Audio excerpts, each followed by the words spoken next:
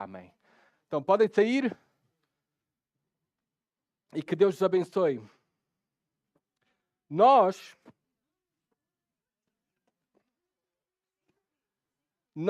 vamos continuar o nosso culto estudando agora a palavra de Deus. Não vamos fazer conforme é habitual. Como é que é habitual na nossa igreja? E a nossa igreja preza muito. Nós ensinamos a Bíblia de uma maneira expositiva e sequencial. Não vamos estar a fazer de uma maneira sequencial, mas vamos ter pregação expositiva. Vamos ler as Escrituras, interpretar as Escrituras e aplicar as Escrituras. Mas não vamos continuar na nossa série de estudos no livro de Daniel de uma maneira sequencial. Porque em setembro, como estamos no arranque do novo ano letivo como igreja também, nós decidimos separar sermões que possam dar um melhor entendimento a todos sobre eclesiologia, sobre a doutrina da igreja, sobre a identidade da igreja, sobre a missão da igreja e sobre a prática da igreja. Hoje vamos estar a falar sobre o tema, guiados, obviamente, como não poderia deixar de ser, pela sua palavra, a palavra de Deus, sobre o tema diante da presença de um Deus santo. Diante da presença de um Deus santo. Coram Deo, esta expressão em latim, ela significa literalmente diante de Deus ou na presença de Deus. Ela não foi cunhada como alguns pensam na Reforma Protestante. Nós já tínhamos os pais da igreja a fazer uso desta expressão na presença de Deus. Mas ela sim foi resgatada e enfatizada fortemente pelos reformadores durante o século XVI e séculos seguintes, resgatando a consciência de cada cristão que está sempre diante da presença de um Deus glorioso e santo. Viver coram Deo é reconhecer que cada momento da vida, no nosso trabalho, qual seja o trabalho, na nossa casa, na igreja, nos encontros comunitários da família da fé, como este momento, em público ou em privado, nós devemos ser conscientes que nós estamos continuamente diante dos olhos de Deus. R.C. Sproul, este famoso teólogo reformado presbiteriano, ele dizia: a essência da vida cristã é viver toda a vida coram Deo, perante a face de Deus, sob a autoridade de Deus, para a glória de Deus. Volto a repetir. A essência da vida cristã é viver toda a vida coram Deo, perante a face de Deus, sob a autoridade de Deus, para a glória de Deus. E comecemos por perguntar aos nossos próprios corações se nós realmente estamos a viver coram Deo, conscientes que estamos diante da sua presença. Em todo o tempo, em tudo aquilo que nós fazemos, de maneira individual, privada, mas também pública e comunitária, como agora. O apóstolo Paulo, eu sei que vocês já abriram as vossas Bíblias e deixem lá porque é o nosso texto principal em Hebreus capítulo 12. Mas o apóstolo Paulo, e não têm que abrir, eu vou ler para vocês em Romanos capítulo 12, versículo 1. Ele nos exorta a termos esta mesma consciência e prática. Porque obviamente não é apenas conhecimento da vida cristã. Não é apenas doutrina, é praxis, prática. E reparem o que o apóstolo Paulo diz em Romanos capítulo 12, versículo 1. Portanto, irmãos, rogo pelas misericórdias de Deus que se ofereçam em sacrifício vivo, santo e agradável a Deus. Este é o vosso culto racional.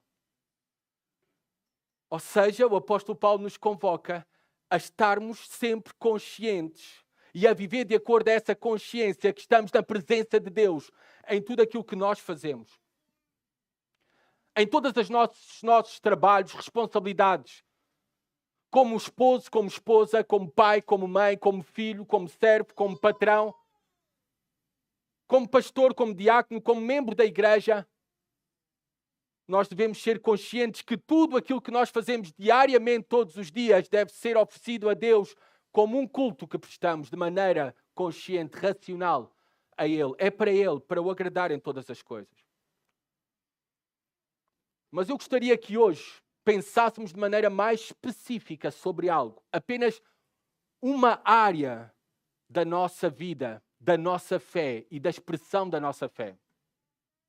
Obrigado, Moisés. Eu estava a ver que queria ter que beber do teu copo. Pensemos apenas de maneira específica que a nossa fé, ela não se expressa apenas de maneira individual. Romanos capítulo 12, versículo 1, nas palavras do apóstolo Paulo, é um convite a considerar a expressão da nossa fé na esfera privada também. Na esfera pessoal, individual de cada um. Mas a nossa fé, ela se expressa também de maneira comunitária, como Deus determinou. No livro de Hebreus, esta carta aos Hebreus, capítulo 10, versículo 25, o autor desta carta, nós já vamos ao capítulo 12, o autor desta carta expressa isso mesmo, que a nossa fé, ela deve ser vivida também de maneira comunitária. Reparem, não abandonemos a prática de nos reunir, como é costume de alguns. Mas, pelo contrário, animemos uns aos outros, quanto mais vedes que o dia se aproxima. Este é um convite claro a todos nós para considerarmos que a nossa fé deve se exprimir junta. É por isso que vocês estão aqui esta manhã. É por isso que eu estou aqui. Para proclamarmos aos de fora a glória de Deus através da nossa comunhão, da nossa adoração, do nosso culto. Isto é fundamental. E eu quero que agora pensemos que estamos diante da presença de Deus na prática do nosso culto. Nesta área, nesta expressão fundamental e importante da nossa fé, que se expressa de uma maneira comunitária quando nos reunimos por meio dos nossos cultos públicos. Como já vimos, é algo ordenado por Deus. E se é algo ordenado por Deus, ainda mais devemos ser conscientes de maneira específica que quando estamos a prestar culto a Ele, nós estamos diante da sua presença. Todos os dias da nossa vida, mas eu quero que hoje foquemos na meditação e aplicação no nosso culto que prestamos a Deus, juntos de maneira comunitária, no nosso culto público, neste momento. Eu temo que a maior parte das nossas vidas, elas são vividas não de uma maneira consciente que estamos diante da presença de Deus. E eu posso chegar a esta conclusão olhando para a maneira como às vezes nós oferecemos o nosso culto público a Deus. O culto, ele é uma expressão, uma manifestação pública daquilo que nós queremos em privado e daquilo que nós somos em privado. O que queremos sobre Deus, também como igreja, ele é expresso pela maneira como o cultuamos. E o mundo nos observa enquanto nós cultuamos. Aliás, eu estou seguro que esta manhã há aqui vários que ainda não receberam a Jesus Cristo como Senhor e Salvador das suas vidas. E estão a observar.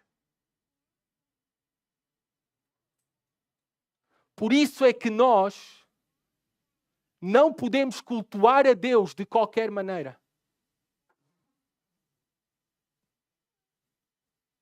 Nós devemos ser conscientes que estamos diante da presença de Deus e lembrar que cada momento de oração, cada cântico, cada palavra são oferecidos como se estivéssemos na sala do trono celestial.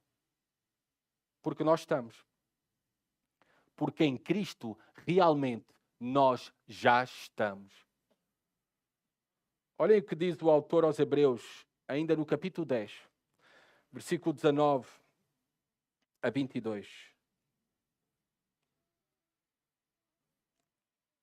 Diz assim a palavra de Deus: portanto, irmãos, tende coragem para entrar no lugar santíssimo por meio do sangue de Jesus, pelo novo e vivo acesso que Ele nos abriu através do véu, isto é, do seu corpo, da sua carne. E tendo um grande sacerdote sobre a casa de Deus, aproximemo-nos com coração sincero, com a plena certeza da fé, com o coração purificado da má consciência e tendo o corpo lavado com água limpa. Nós já estamos na sala do trono celestial. Por Cristo nós já temos acesso à presença de Deus. Nós já podemos ser aceitos por Deus. E nós devemos ser conscientes que é isto que é o culto que prestamos a Deus. De maneira individual, sim, Deus também nos visita quando nós estamos em pijama na nossa casa. Nós estamos diante do trono da graça de Deus celestial. Mas de maneira comunitária, nós devemos ser conscientes desta presença de Deus e que há uma responsabilidade de exprimir a nossa fé corretamente e quem é Deus de maneira pública, porque este mundo nos observa. E um dos propósitos da igreja, nós vimos no último sermão que tivemos sobre esta série de eclesiologia, que o propósito da igreja é a edificação dos crentes, a evangelização dos descrentes e a glória de Deus na terra, glorificar a Deus na terra. E com os nossos cultos, nós devemos ter o propósito de glorificar a Deus em tudo aquilo que nós fazemos, em como chegamos aqui ao culto, em como participamos, em como cantamos, o que cantamos, qual a nossa atitude quando estamos a orar, quando estamos a ouvir a palavra de Deus. E vamos olhar então para como devemos de estar diante da presença do Deus Santo. Fazendo uso da exortação do autor aos Hebreus no capítulo 12. Por favor. Amados irmãos, aqueles que podem, coloquem-se de pé para ler a palavra de Deus. Hebreus capítulo 12.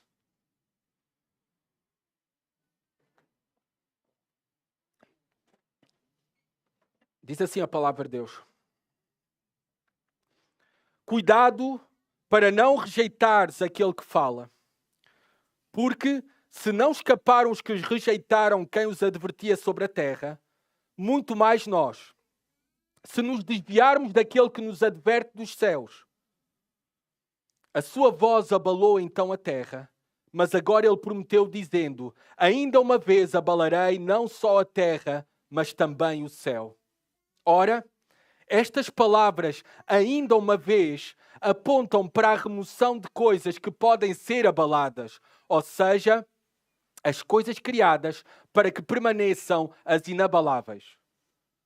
Por isso, recebendo um reino inabalável, sejamos gratos ou retenhamos a graça.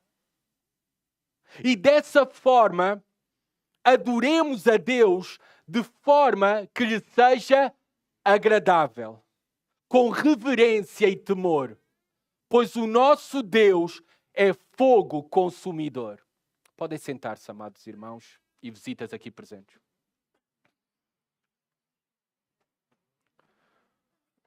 Hebreus capítulo 12, versículo 25 a 29, completa para nós a quinta e última exortação do autor à carta aos Hebreus contra o perigo da apostasia. Há uma preocupação que incomoda o escritor ao longo de toda a carta.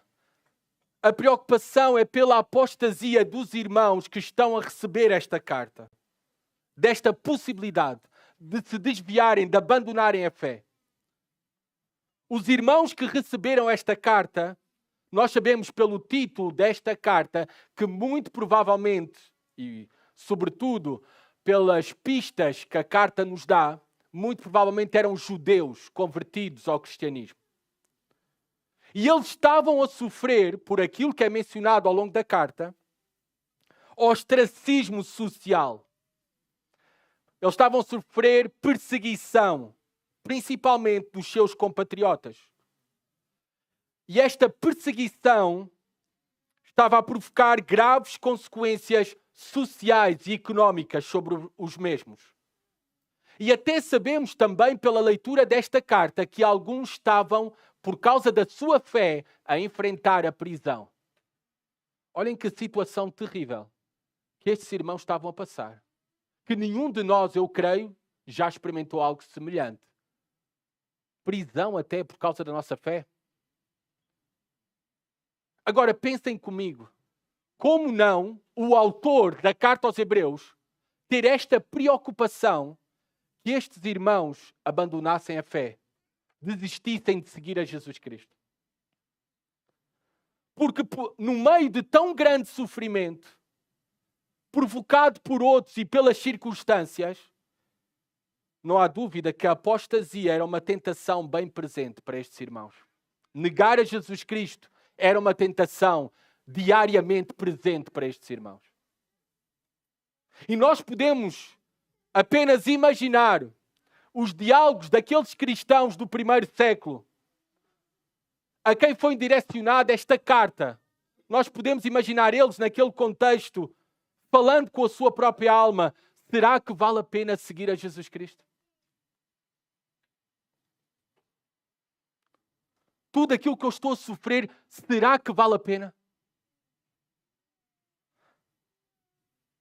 Será que Deus se esqueceu de mim? Que Deus não se preocupa comigo? Os meus filhos estão a sofrer fome por causa da minha fé em Cristo. Será que tudo isto vale a pena?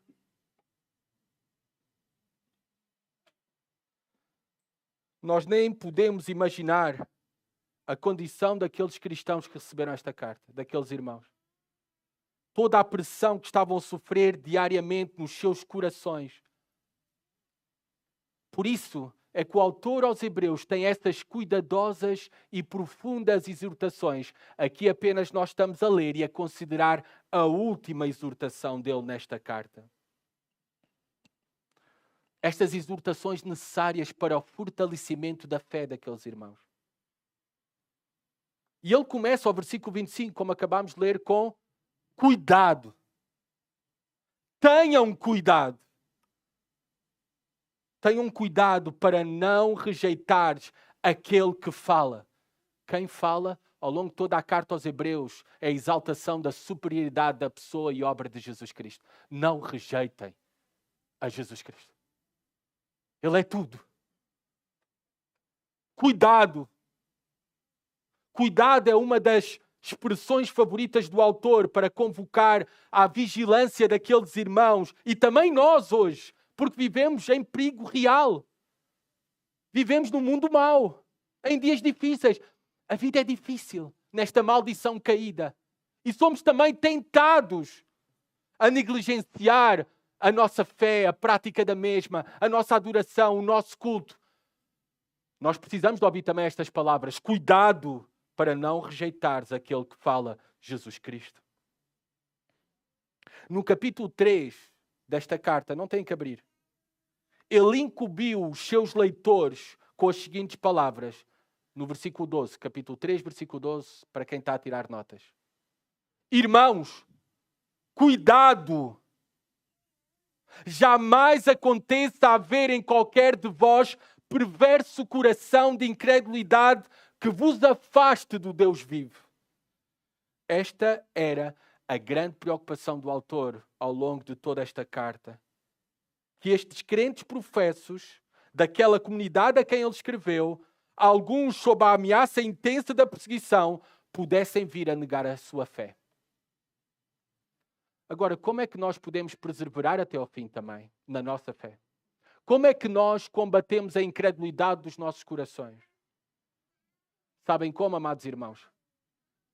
Com um vislumbre mais grandioso e glorioso de quem é o nosso Deus e do seu favor para conosco por meio de Jesus Cristo. E é isto mesmo que o autor aos Hebreus está a fazer ao longo de toda a sua carta e nesta última exortação a eles. Cristo, Ele é o mensageiro superior de Deus. Cristo, Ele é a palavra de Deus e o Deus da palavra.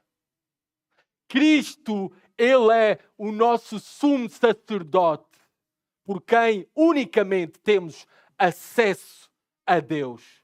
Cristo é suficiente para a nossa salvação. Sabem qual é a grande diferença entre nós os católicos? Não é que uns adoram imagens e nós não. A grande diferença é que nós cremos somente em Jesus Cristo para a nossa salvação.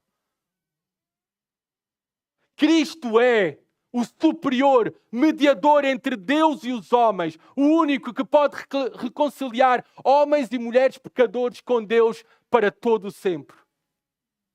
Cristo é o sacrifício perfeito de Jesus Cristo. Através de Jesus Cristo. A sua vida entregue na cruz. Ele é o sacrifício perfeito. O único que nos garante a superior e eterna nova aliança com Deus para todo o sempre. Nós precisamos também de ouvir esta exortação. Cuidado. Cuidado. Não nos afastemos do Deus vivo. Não neguemos a nossa fé. Talvez não com a nossa boca, mas com a nossa vida. Com a nossa prática. Com o nosso descuido em cultuar a Deus. Com a nossa negligência. E até estando aqui reunidos, no dia do Senhor, até aqui os nossos corações podem estar longe do Senhor. E as nossas práticas não adorarem de facto como Deus deve ser adorado. Podemos estar a oferecer-lhe como igreja fogo estranho. Não foi isso que fez o povo de Israel? Ele até teve boas intenções, mas desobedeceu a Deus. Quando, por exemplo, pensem comigo, quando Moisés estava no Monte Sinai a receber os 10 mandamentos, o povo, com a ajuda de Arão, fizeram um bezerro de ouro para adorar esse bezerro de ouro. Mas tu prestas atenção à mensagem. Eles queriam adorar o Deus que os libertou do Egito. Mas o transformaram numa imagem que Deus jamais lhes tinha pedido. E diminuíram a Deus, a imagem de Deus, a glória de Deus, a um bezerro de ouro. E este foi o grave pecado deles nesse momento. Mas será que nós somos muito diferentes também? Nós não fazemos isto mesmo nos nossos corações, nas nossas mentes também, até quando nos juntamos para adorá-lo juntos?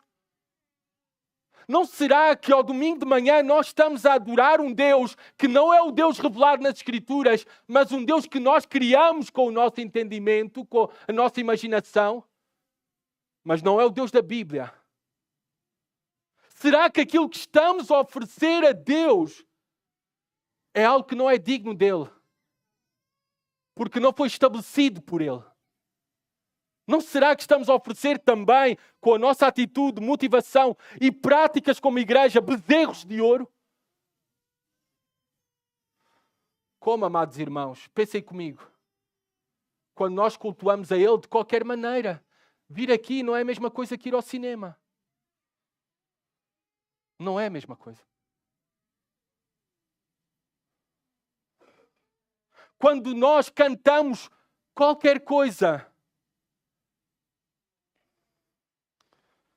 é por isso que o líder de louvor da nossa igreja é um dos anciãos presbíteros da igreja.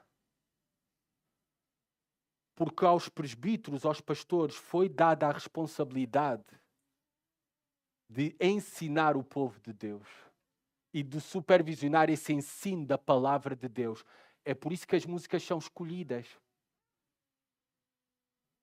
É por isso que tentamos cantar músicas que possam representar da melhor maneira a Deus e glorificá-lo.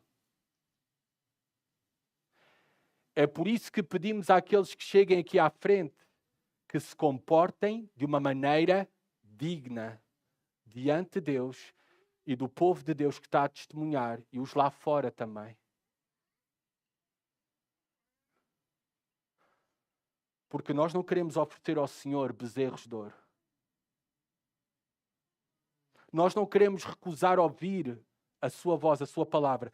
Ele já nos disse na sua palavra como devemos cultuar. Nós não é para inventarmos.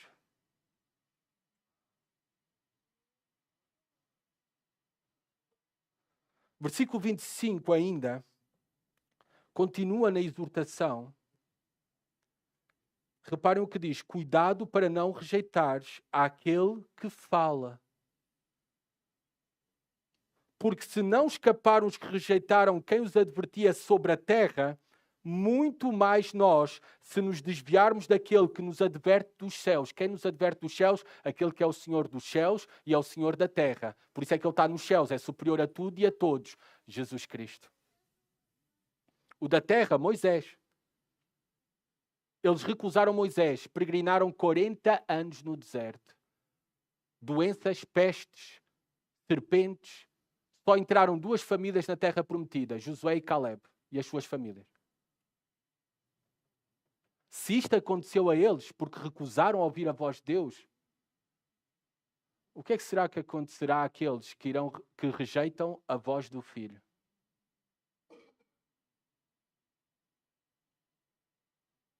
E esta é uma advertência para ti, meu amigo e amiga.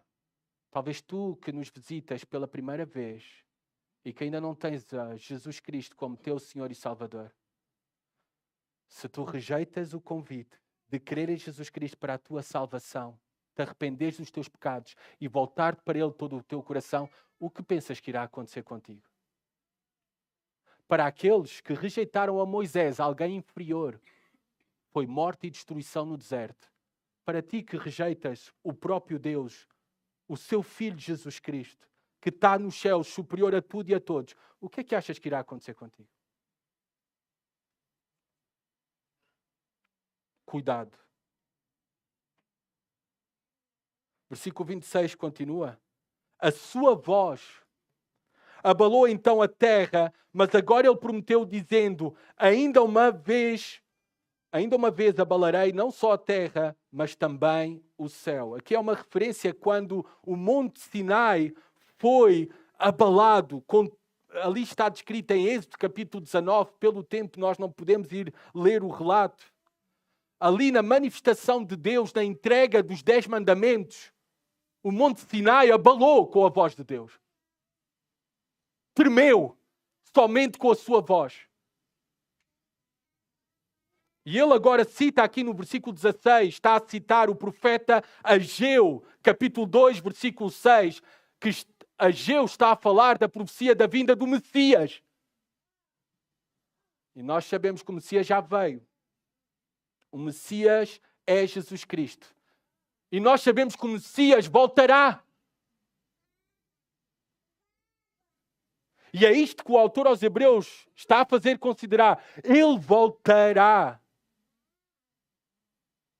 Ainda uma vez abalarei não só a terra, mas também o céu. Um dia Jesus Cristo voltará para abalar esta criação e vai anunciar um novo céu e uma nova terra. É este Deus, diante dele, que nós estamos. Este culto é para ele. Quando tu estás a mexer no telemóvel, nas redes sociais, durante o culto, quando tu estás a comentar o partido de futebol do dia anterior com a pessoa ao lado, tu não estás a faltar ao respeito a mim. Não te preocupes comigo, nem com ninguém que está aqui à frente. Eu sou apenas um servo. É este Deus que tu estás a faltar ao respeito. É com Deus o teu problema. Não te preocupes comigo. Eu sou apenas um servo.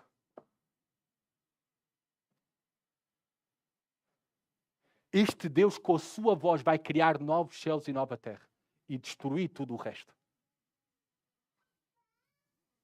É este Deus que nós devemos ser conscientes quando estamos a cantar, na nossa atitude.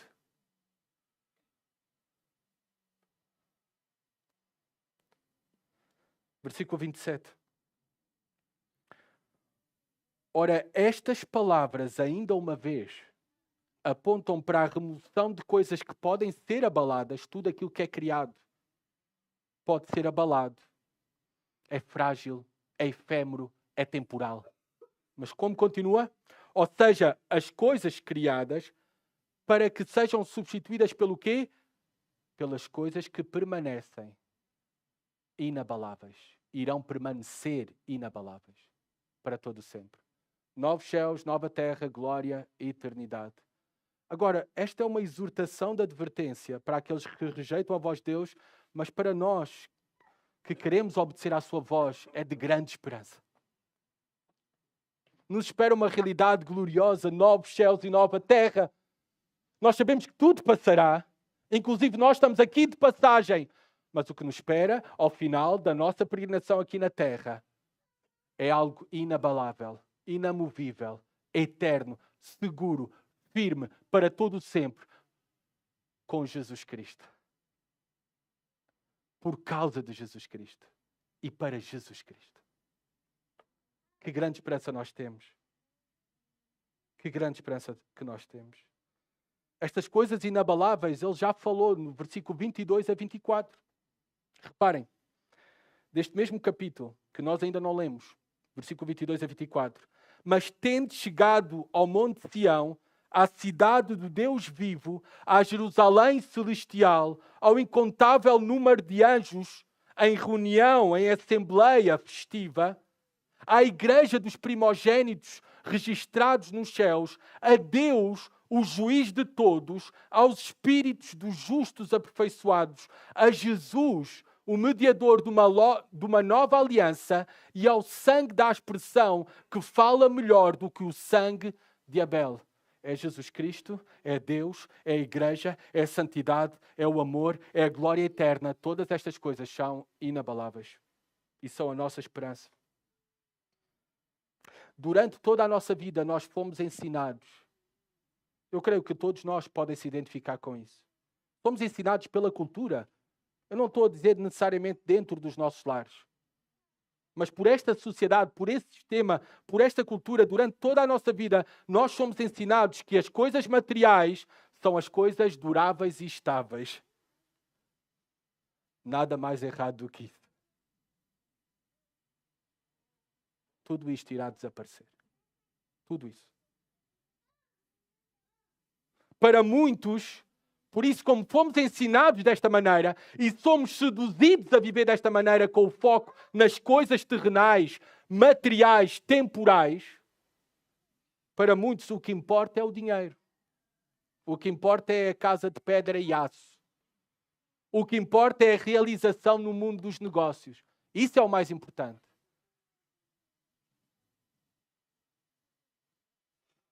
Mas tudo isso passará. É vão. Claro que não há nenhum problema com estas coisas. E claro que até podemos usar todas essas coisas para a glória de Deus.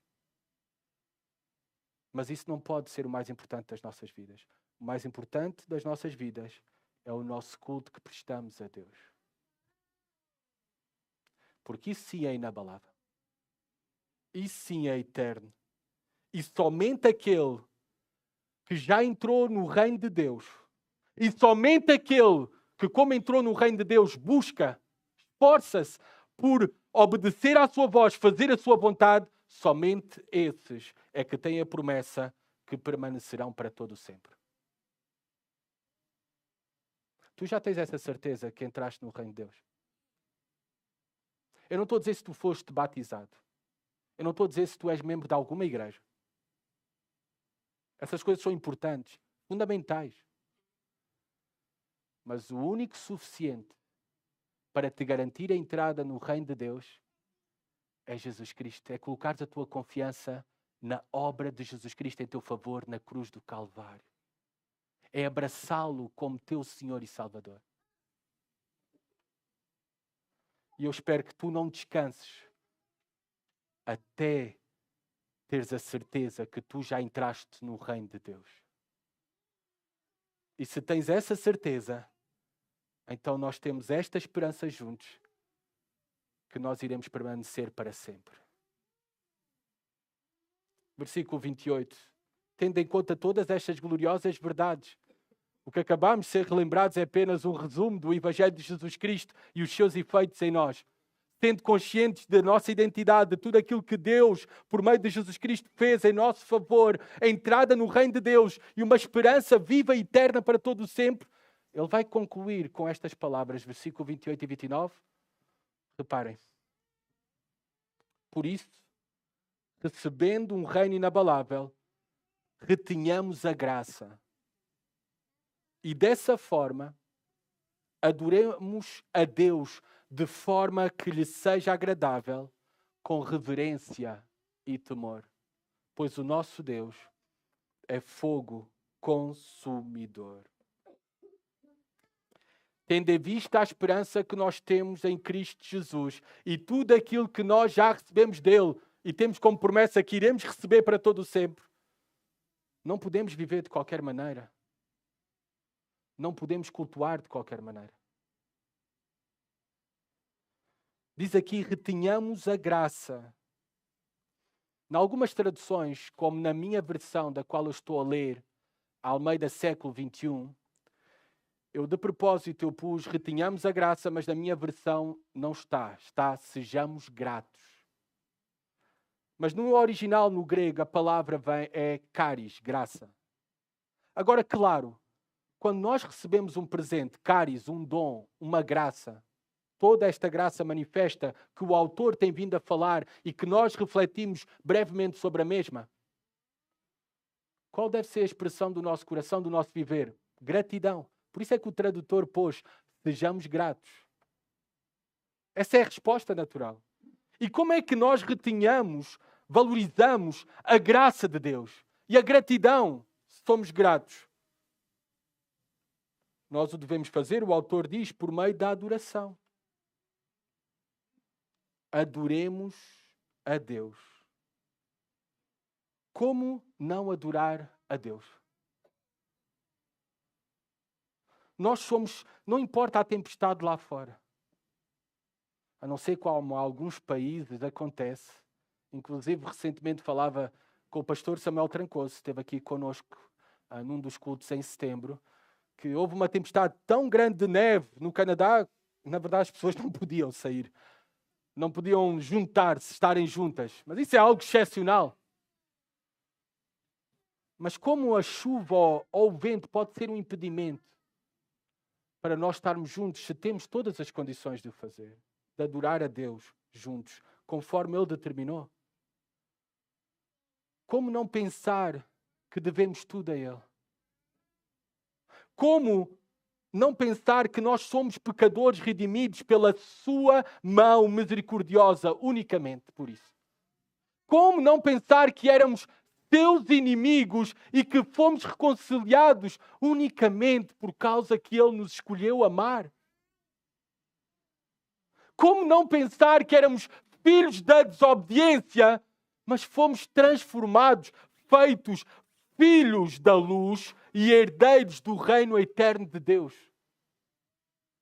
Como a adoração a gratidão em toda a sua expressão cantada, orada, ofertas, pregada, como não deve ser a expressão natural que brota dos nossos corações. O autor diz: adoremos a Deus. Nós somos convocados para a adoração. E a mesma é a única resposta apropriada diante de tão grande Salvador e tão grande salvação. Um adorador, ele não tem o foco em si. O foco não está em nós, mas em agradar a Deus. Apliquemos isso a todas as áreas da nossa vida. Mas pensemos agora no culto público. Pensemos apenas no culto público. Eu já tive a oportunidade, considero até privilégio, de visitar as cataratas da Foz do Iguaçu, tanto do lado do Brasil como do lado da Argentina. A mais imponente de todas é a Garganta do Diabo. Olhem só as características da Garganta do Diabo. Eu tive que ir ao ChatGPT, tá bom? Tirar. Ela é a mais alta e imponente queda das cataratas do Iguaçu, localizada no lado argentino. Ela tem uma altura aproximada de 82 metros.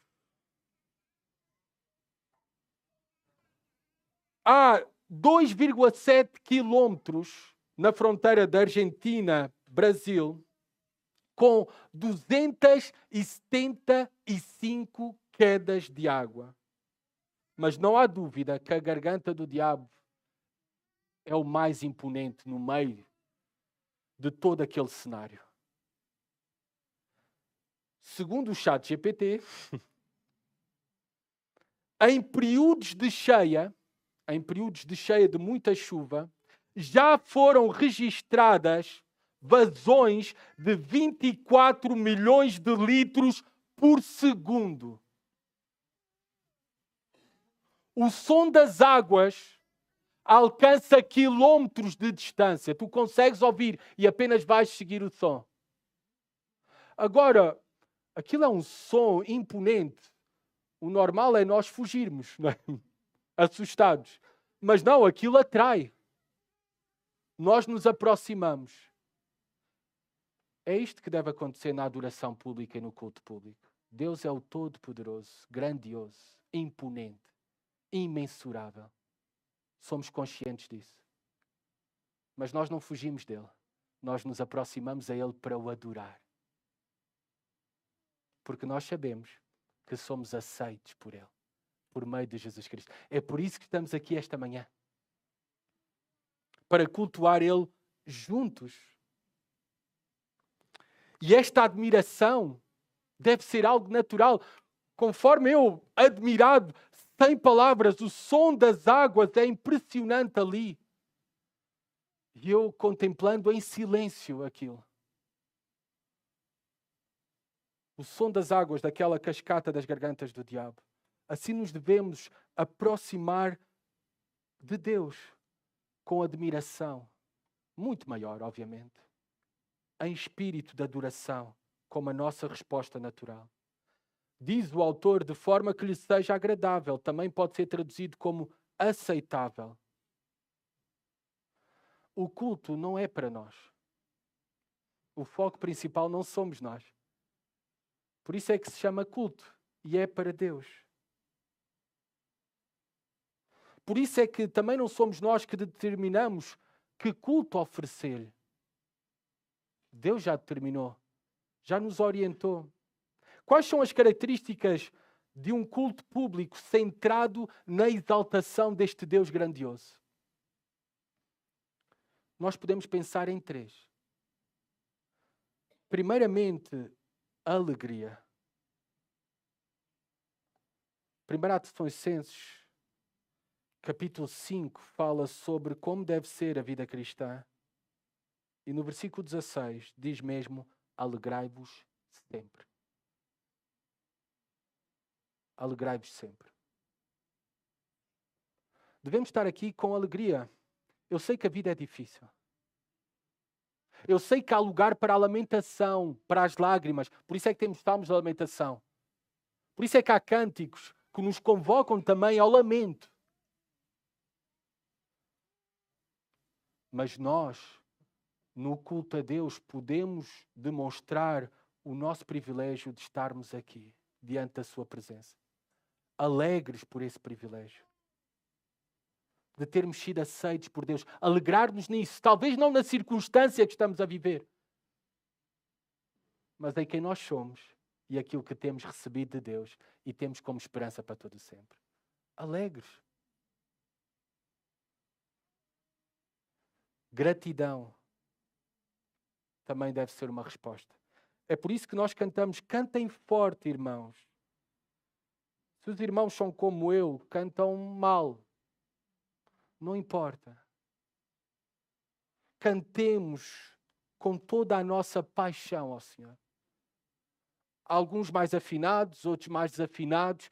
É por isso que repararam como é o nosso culto aqui na igreja. É intencional. É a leitura congregacional e leitura aberta para participar. É o cântico todos a cantar. Não é apenas uma apresentação de uma banda aqui à frente. Há muitas músicas que gostaríamos de cantar. Serve para cantar em casa, não serve para cantar no culto. Porquê? Porque há algum problema com essas músicas? Não. Porque não todos conseguem cantar. Há músicas que aqui a maioria dos homens não conseguiria atingir a voz. E ainda bem. E ainda bem. Essas músicas não é para o cântico congregacional. Nós queremos todos a cantar do mais novo até ao mais velho. Nós queremos mostrar a nossa unidade porque não apenas cantamos hinos, cantamos firme nas promessas, mas também cânticos mais contemporâneos. E talvez aqueles que são mais velhos e habituados ao cantor cristão, eu também cresci com o cantor cristão, talvez esses cânticos mais contemporâneos não sejam os teus favoritos, os teus preferidos, mas eu louvo a Deus que mesmo assim tu cantas. Sabes o que é que tu estás a mostrar? Que tu amas mais os irmãos, amas mais o Senhor do que os teus desejos pessoais. Jovens, quando cantamos hinos em que a bateria acabou, o Filipe fica em silêncio.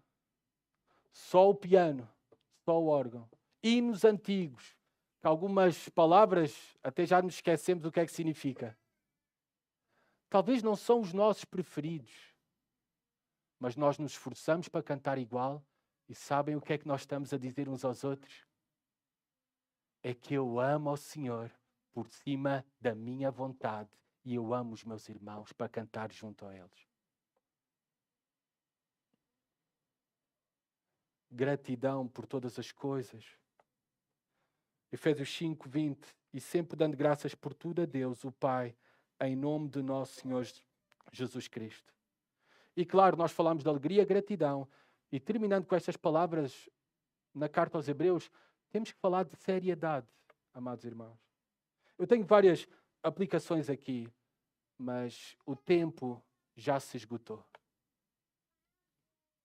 Mas várias coisas práticas apenas para nós pensarmos rapidamente, brevemente, de como deve ser a nossa atitude diante da presença do Deus Santo. Pensemos quais são os elementos que devem estar na adoração a Deus. Ele já estabeleceu na sua palavra. É aquilo que os teólogos chamam o princípio norteador do culto. Alguns chamam regulador do culto. Eu não gosto muito desta palavra regulador. Gosto mais de norteador do culto, porque creio que há liberdade nas formas. Por exemplo, há igrejas que celebram a ceia do Senhor todos os domingos. Nós só celebramos habitualmente no primeiro domingo de cada mês. Às vezes é no segundo, fazemos algumas alterações.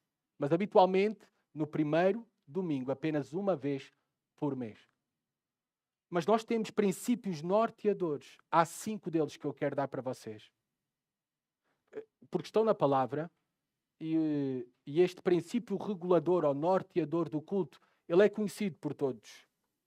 É ler a palavra, por isso que lemos as Escrituras. Vocês viram que nós estamos a ler a Bíblia a cada culto sequencialmente? 2 Pedro capítulo 3. Orar a palavra. Os irmãos a quem foi pedido para orar, eles foram avisados com antecedência. Talvez 5 minutos antes do culto, mas pronto. Foi com antecedência.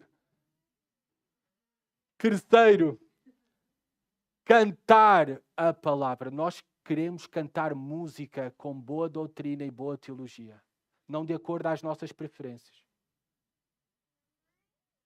Quarto, pregar a palavra. Quinto, ver a palavra. O que é isso, ver a palavra? Batismo e ceia do Senhor. Proclama uma mensagem poderosa. É isto que deve-se conter no culto. A forma como o fazemos, com instrumentos, sem instrumentos, só com o piano, ou com uma variedade de instrumentos, há liberdade. Mas estas coisas têm que estar presentes. Ler a palavra, orar a palavra, cantar a palavra, pregar a palavra, ver a palavra. Matt Merker, no seu livro Culto Público da série 9 Marcas, ele diz o seguinte: liberdade não significa fazer o que queremos. Significa descansar na alegria de que estamos a fazer o que Deus quer que façamos. Liberdade não significa fazer o que queremos fazer na igreja. Significa descansar na alegria de que estamos a fazer o que Deus quer que façamos. E devemos fazer tudo com reverência e temor. Pois o nosso Deus é fogo consumidor. A imagem de Deus como fogo consumidor, fogo, esta imagem nas Escrituras é usado para purificação ou para juízo. Como é que Deus se apresentou a Moisés? Vocês sabem a história. Já leram, muitos de vocês, e eu creio que todos pelo menos já assistiram o filme. Como fogo consumidor numa sarça ardente. E nós estamos a ser relembrados pelo autor de quem é Deus e de quem nós estamos. Ele é aquele que é santo. Ele é aquele que exige também a santidade do seu povo. Que passamos as coisas de acordo aos seus propósitos e à sua vontade, não de acordo aos nossos caprichos e gostos pessoais. Não podemos nos aproximar a Ele de qualquer maneira. Como é que Deus disse desde a sarça ardente a Moisés para se aproximar? Não te chegues para cá, tira as sandálias dos pés, porque o lugar em que estás é terra santa. Deus nunca pode ser tratado levianamente, de uma maneira leviana. Ainda que nós já temos esta esperança e celebramos que a ameaça da ira de Deus já foi resumida por causa da cruz de Cristo. Nós não fomos destinados para a ira, mas devemos considerar que Ele não é um Deus inofensivo. Ele é fogo consumidor. Ele não é, jovens, o teu amigo da escola. Nem deves interagir com ele conforme fazes com o teu amigo da escola. Ele não é, e isto é para todos que queremos com esta imagem, aquele velhinho de barba branca, simpático, que está no céu. É-nos apresentado nas Escrituras como fogo consumidor. Que as nossas vidas estão nas suas mãos. Então tenhamos reverência e temor quando estivermos aqui, amados irmãos. Ensinemos as nossas crianças a isso. A participar no culto, em todo o culto. E nos últimos 3 meses as crianças estiveram todo o verão participando, toda a família da fé juntos. Ensinemos as nossas crianças a estar no culto. Eu, na sexta-feira, fui ao dentista, na margem sul até, onde eu estou a fazer este maldito aparelho, que me seca a boca, que me faz feridas. E pronto, não vamos falar sobre isso. a fazer a manutenção, e eu levei os meus 2 filhos comigo, aproveitando a viagem, o Paulo, a saída de homens, Paulo e Filipe, a Laura não. Estava no dentista e o Paulo estava a ler um livro, o Filipe, naquele momento, até calhou bem, para o testemunho, também estava a ler um livro, não estava a ler, estava a ver as imagens, e a dentista, que sorte que você tem, os seus filhos são tão quietinhos. A sorte dela é que eu tinha tudo na boca e não conseguia falar. Porque eu pensei, ela não sabe o trabalho que isso dá. A educação, a disciplina. E às vezes os irmãos aqui também veem os meus filhos no culto, quietos. Vocês pensam que isso não dá trabalho em casa antes de vir para aqui? Vocês pensam que não dá trabalho também no meio do culto ausentarmos-nos para ir falar com eles lá fora? Amados irmãos, as crianças não é para estarem a fazer aqui. Eu amo crianças. Vocês sabem que a nossa igreja, uma da alegria e bênção que nós temos tido é a multiplicação das crianças. E há mais barulho no nosso culto. Graças a Deus por isso. Claro, isto não é um velório. Mas nós temos que ensiná-las a respeitarem o lugar onde estão. Nós temos que ensiná-las a temer a Deus, a serem respeituosos, a estarem em silêncio. Na medida dos possíveis. Não podemos ter a expectativa para elas a mesma que temos para um adulto. Claro. Não podemos que elas prestem atenção a 50 minutos de pregação. Ou mais. Às vezes elas só vão aproveitar 2%. É melhor 2% do que nada. Não desanimem. Continuemos a ensiná-las a valorizar o culto, a sentar, a ler, a cantar, a orar, a prestar atenção, a tirar notas. Façamos tudo com reverência e temor no culto. E nós temos que terminar. Claro que nós nunca vamos ser uma assembleia de adoração perfeita. Nunca. Nem temos esta expectativa. A única assembleia perfeita que nós conhecemos está em Apocalipse, à volta do trono de Cordeiro. Mas temos que nos esforçar a não chegar atrasados, a participar de todo o culto. Claro que imprevistos podem acontecer e acontece a todos nós. A não usar o tempo do culto para ir à casa de banho ou beber água. Claro que agora se alguém sair, tem uma urgência, nós não vamos estar a julgar com um olhar fulminante. Imprevistos podem acontecer a todos nós e às nossas crianças. Mas temos que vigiar os nossos corações para oferecer o melhor ao Senhor. Não somos, nem nunca seremos uma assembleia de adoração perfeita. E enquanto não nos juntarmos a essa assembleia à volta do trono do Cordeiro, nós nunca seremos. Mas de maneira individual e também comunitária juntos, nós temos de continuar a identificar alguma coisa em que podemos ser melhores para entregar o melhor possível ao nosso Deus. O culto comunitário é apenas um ensaio do céu. É por isso que ele não é moldado pela nossa preferência, mas é moldado pela santidade e a glória de Deus. Por isso, amada igreja, amados irmãos, e juntem-se a nós aqueles que nos visitam. Vamos viver e adorar diante da presença do Deus Santo, com gratidão, reverência e temor. Oremos. Senhor, obrigado, Pai, por quem Tu és e pelo privilégio de nós estarmos diante da Tua presença, de sermos aceitos por Ti, de sermos uma assembleia, Senhor, imperfeita, Senhor, mas de termos a esperança que um dia faremos parte da Assembleia perfeita que se irá reunir à volta do trono do Cordeiro. E iremos adorar o nosso Senhor e Salvador Jesus Cristo para todo o sempre.